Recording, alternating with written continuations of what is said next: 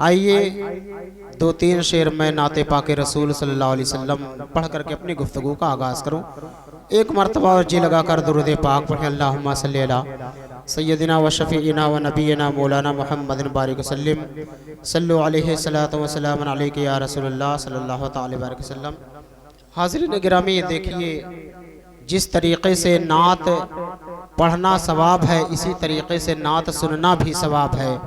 नात पढ़ना सहाबी रसूल हज़रत हसन इब्न साबित रज़ियल्लाहु ताला अन्हुमा की सुन्नत है, और नात पढ़ना प्यारे करीम आका की प्यारी प्यारी सुन्नतों में से भी एक सुन्नत है। जी लगाकर सुने। शेर पसंद आए तो दुआओं से नवाज दीजिएगा, क्योंकि आज का जो दौर चल रहा है हज़रत, दुआओं की बड़ी सख्त ज़रूरत है। न जाने किसकी दुआ किसके हक़ में कबूल हो जाए। एक मरतबा मचल कर कहते हैं सुभान अल्लाह। जान रहमत शान रहमत आमिना का लाल है। आमिना के लाल से वही करीम आका मुराद है। जहाँ जहाँ आमिना का लाल बोला जाता है वहाँ हम सबके आका मुराद लिए जाते हैं कि जान रहमत शान रहमत आमिना का लाल है। आप लोग बड़ी खामोशी के साथ सुन रहे हैं। सुभान अल्लाह ज़रूर कहा करें। जी, सुभान अल्लाह कहने में बड़ा सवाब है। आपको अंदाज़ा नहीं है कि दुनिया और माफिया की दौलत एक तरफ रख दी जाए और अल्लाह की प्यारी तस्बीह सुभान अल्लाह को एक तरफ रख दी जाए, तो मेरा यकीन है कि पूरी दुनिया की दौलत इस तस्बीह का मुकाबला नहीं कर पाएगी। वो अजीम दौलत रसूलुल्लाह ने हमें अता की है, हमें तरीक़ा अता किया कि अल्लाह की तारीफ़ व तौसीफ़, अल्लाह की तस्बीह बयान करके अपने आप को मुअज़्ज़म बनाए, अज़मत वाला बनाए। तो सुभान अल्लाह जो इंसान कहता है ना सिर्फ सवाबों का हकदार होता है, बल्कि अल्लाह तबारक व तआला, मेरा यकीन हज़रत, उसकी ज़ुबान को भी पाकीज़गी अता फरमा देता है। तासीर भी पैदा हो जाती है कि जब कोई अल्लाह की तस्बीह बयान करता है तो अल्लाह तबारक व तआला ऐसी ज़ुबानों को वो तासीर अता फरमा देता है कि रब की बारगाह में जो भी अर्ज कर देता, अल्लाह तबारक व तआला अपने हबीब के सदक़े में उसकी मुरादों को पूरा फरमा देता है। यकीन रखें, सुभान अल्लाह कहते रहें। जान रहमत शान रहमत आमिना का लाल है। जान रहमत शान रहमत आमिना का लाल है कि जान रहमत शान रहमत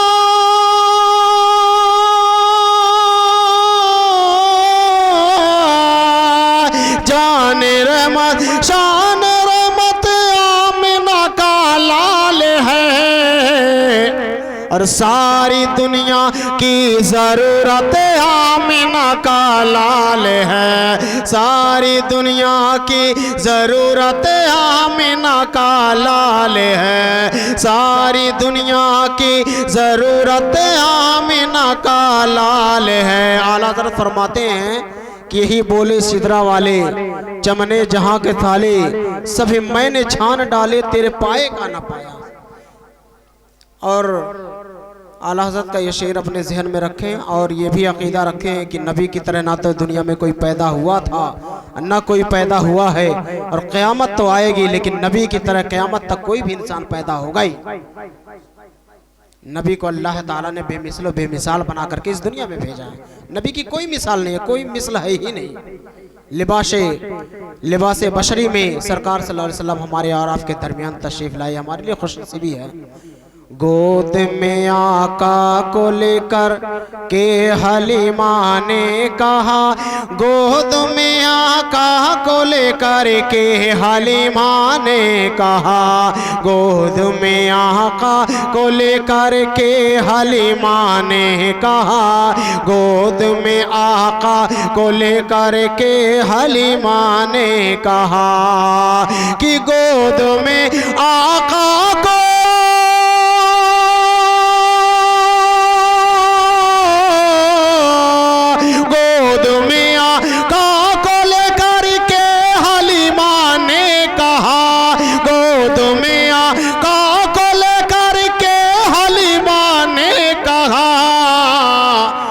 चांद से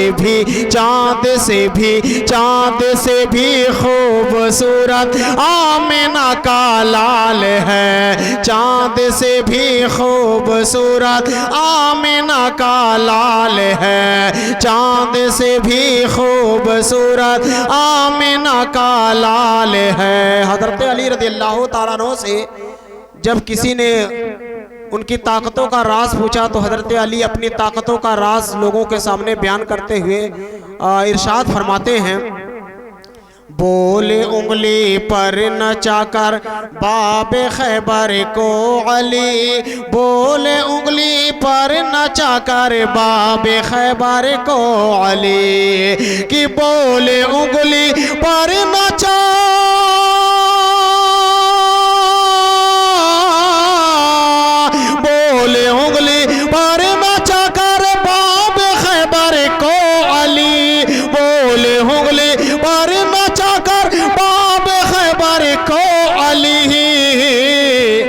अरे मेरे बाजुओं की ताकत आमिना का लाल है, मेरे बाजुओं की ताकत आमिना का लाल है, सारी दुनिया की ज़रूरत आमिना का लाल है, सारी दुनिया की ज़रूरत आमिना का लाल है। तेरी गुर्बत को मिटा देता ये कुछ ही वक्त में, तेरी गुर्बत को मिटा देता ये कुछ ही वक्त में, तेरी गुर्बत को मिटा देता ये कुछ ही वक्त में, तेरी गुर्बत को मिटा देता ये कुछ ही वक्त में, कि तेरी गुर्बत को मिटा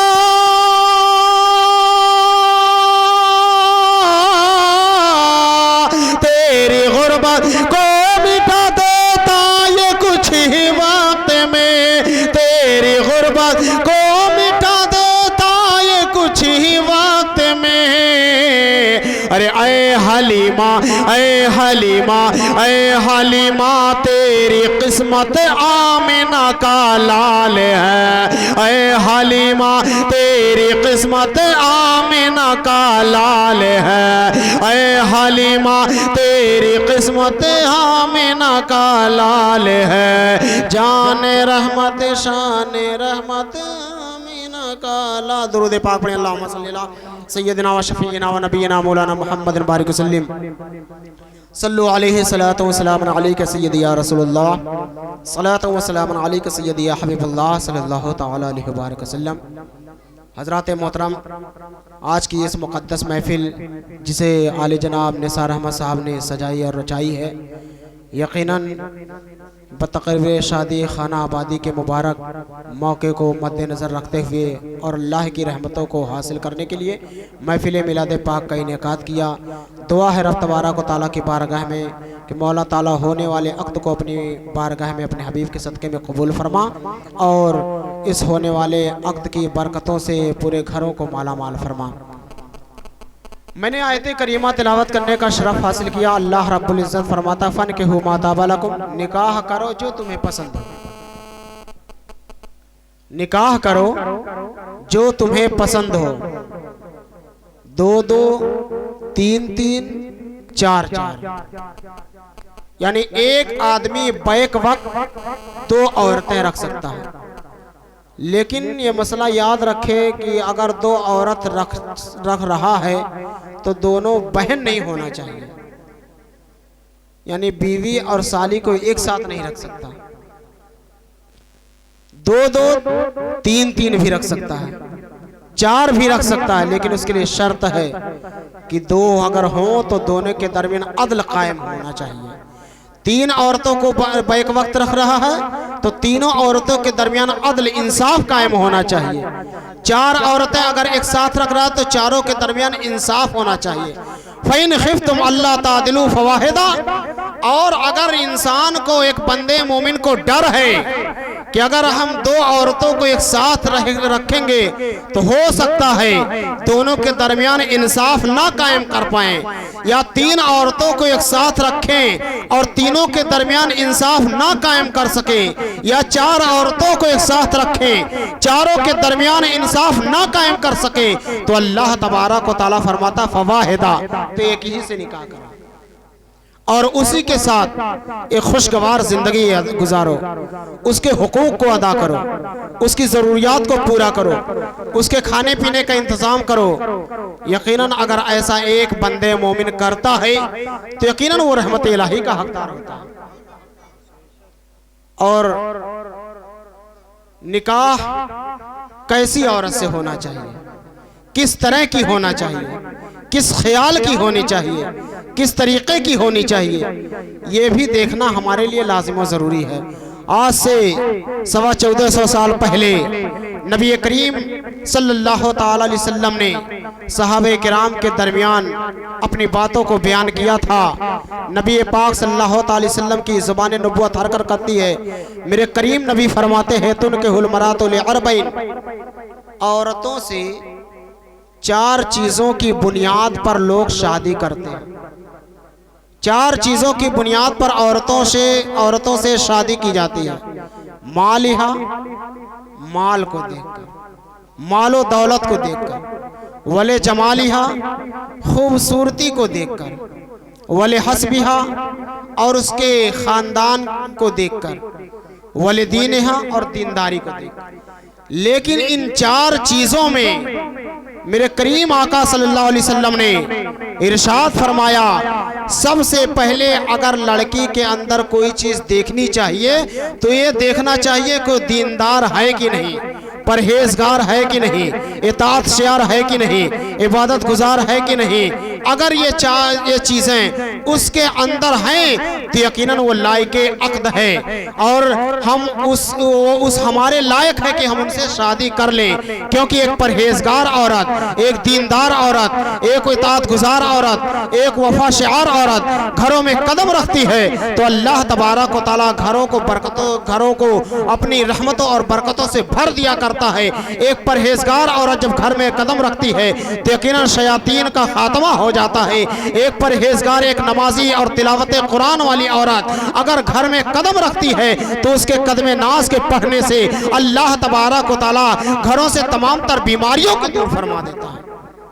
लेकिन एक परहेजगार औरत मिलेगी कैसे, कहाँ मिलेगी?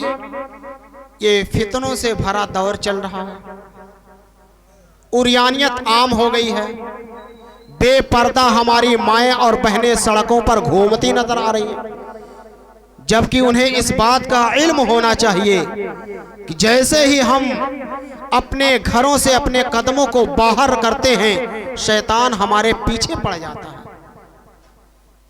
बाजार कोई घूमने की जगह नहीं है, बल्कि हदीसे पाक में आया है कि तमाम बुरी जगहों में अगर कोई बुरी जगह है तो वो बाजार है, सबसे बुरी जगह।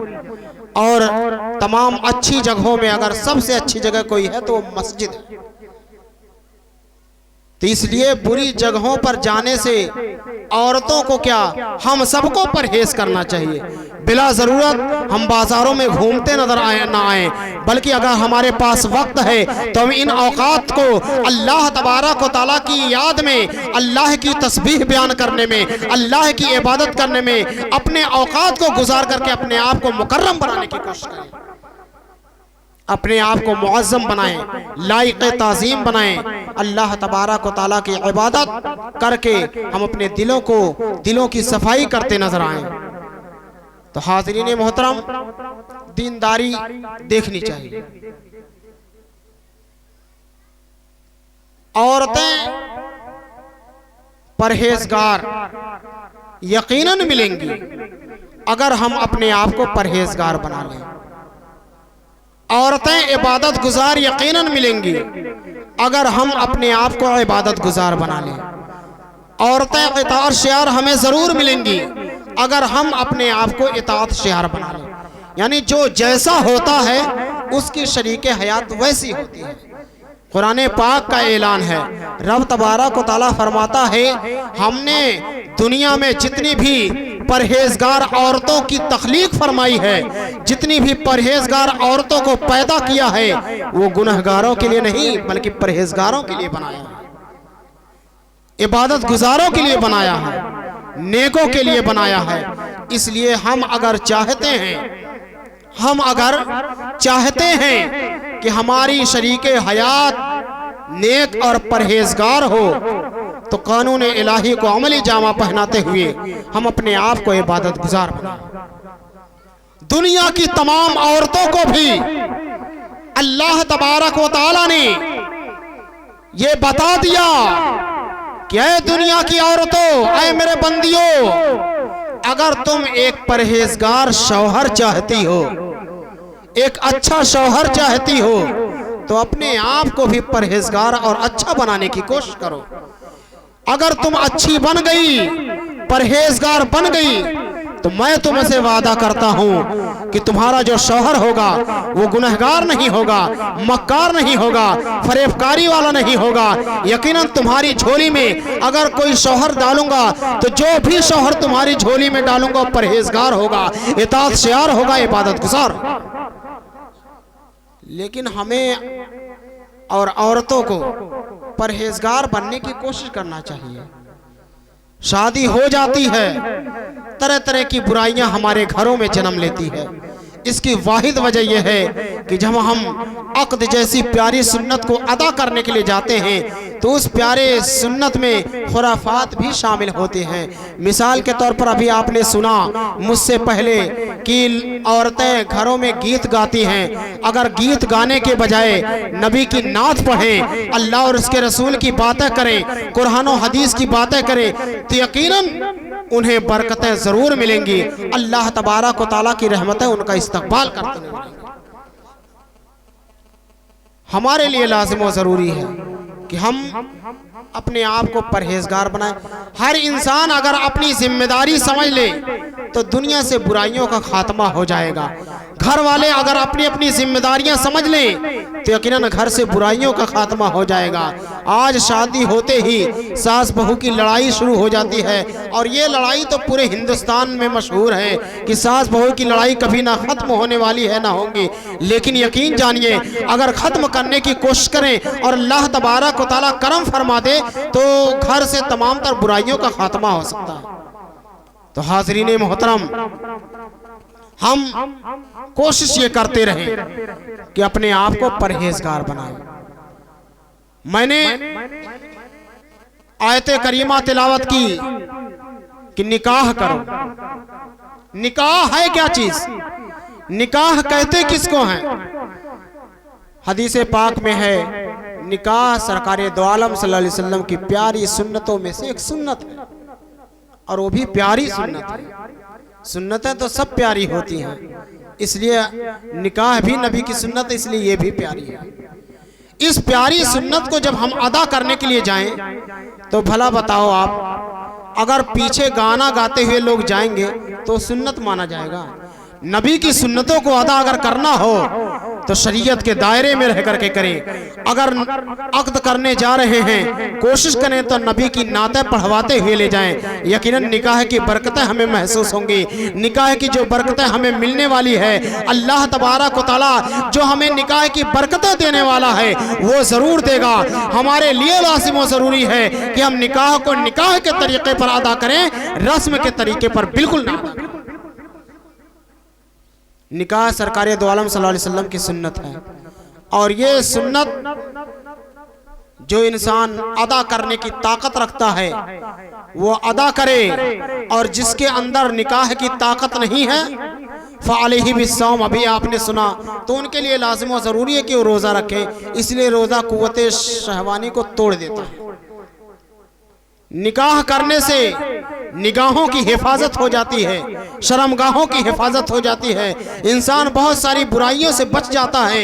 ये वो अजीम सुन्नत है नबी करीम सल्लल्लाहु अलैहि वसल्लम की, जिससे ना सिर्फ हम महफूज होते हैं बल्कि हमारे अक़्द से जो जुड़ती है वो भी तमाम तर बुराइयों से महफूज हो जाया करती है। जब निकाह हो जाती है तो अल्लाह तबारक व तआला शौहर के हुकूक बीवी के ऊपर और बीवी के हुकूक शौहर के ऊपर नाफिज कर देता है। आज लोग अगर औरत से जरा सी भी गलती हो जाती है तो शौहर उसकी गलतियों को सरेआम प्रचार करता नजर आता है, या शौहर से कोई गलती हो जाती है तो औरत अपने मैके में जाकर के अपने शौहर की बुराई करती है, जबकि ऐसा बिल्कुल नहीं होना चाहिए। अल्लाह तबारक व तआला ने दोनों को एक दूसरे के लिए लिबास बनाया है, और लिबास का मतलब ये नहीं होता है कि ऐबों को जाहिर किया जाए, बल्कि लिबास जब तन पे पड़ जाता है तो हमारे जिस्म में अगर कहीं फोड़े फुंसी भी होते हैं तो उसको भी छिपा लेता है। ब्याह नहीं, इसी तरह हर औरत के लिए लाजिम व जरूरी है कि अपने शौहर के ऐबों को छुपाने की कोशिश करे, और हर शौहर के लिए लाजिम व जरूरी है कि अपनी शरीके हयात की इज्जत व आबरू की हिफाजत करे। अगर ऐसा करती है तो यकीनन अल्लाह तबारक व तआला की रहमतें उनका इस्तकबाल करेंगी और सरकार दो आलम सल्लल्लाहु अलैहि वसल्लम की महबूब निगाहों में भी महबूब हो जाएगा।